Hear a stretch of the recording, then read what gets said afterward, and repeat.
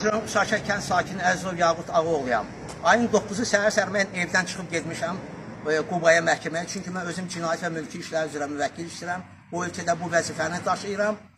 Deməli, mənə zəng elədilər ki, məlumat verdilər ki, sizin tut ağacını icra hakiminin nümayəndəsi də var, yerli nümayəndə, onun müavini də var, İsmail Quluzadə, hüquqşünas və bələdiyyə sədri də var, Faiq müəllim. Bəs ağacı vəhşicəsinə kəsildirlər. Mən də ki, Qubadan qayıda bilmədim, çünki məhkəmədəyəm.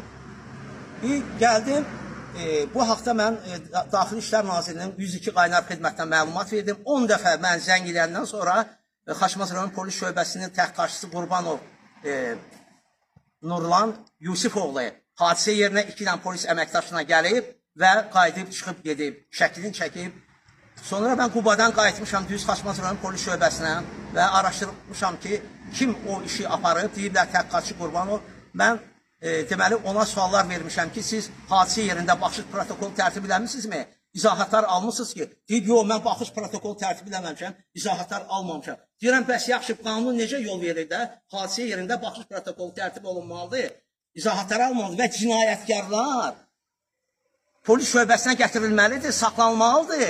48 saatdan sonra məhkəməyə müraciət etməlilər. Məhkəmə qərar verməlidir ki, istintaqın gedişatı dövründə həmin cinayətkarlar həbsdə olmalıdırlar.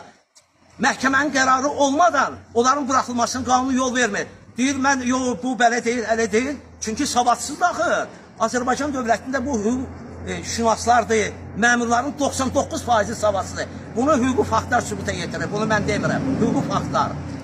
Deməli, ölkədə Liboy dövlət orqanlarının sərəncamı verdiyi rəylə məhkəmə qərarı qanun qüvvəsini alandan sonra hüquq qüvvəsini alır və icra oluna bilər. Əgər məhkəmə qərarı qanun qüvvəsini almayıbsa, heç vaxtı o icraatı yönəldə bilməz. Görün, nə qədər savadsızlar bu ölkədə ki, məhkəmə qərarı əlində olmaya, mənə rəsmi surətdə məktub göndərməyə, gəlsən promot çıx ki, küçədə deyir tut ağacı, bu deyir küçədədir. Yaxşı, mənim bir dənə sualım var. İcra hakiminin nümayəndəsinə, onun müavini İsmail Quluzadəyə və bələdiyyə sədrinə. Deməli, belə çıxır ki, küçədə tut ağacı olmaz. Ancaq bəs necə olur ki, küçədə tualet şamboları qazıyıblar? Tualet şamboları Qusarçayda küçələrdədir. Bəs ona qanun yol verirmi? Antisanitariya, korrupsiyona məşğul olub, rüşvət alıb, antisanitariya siz yol verirsiniz.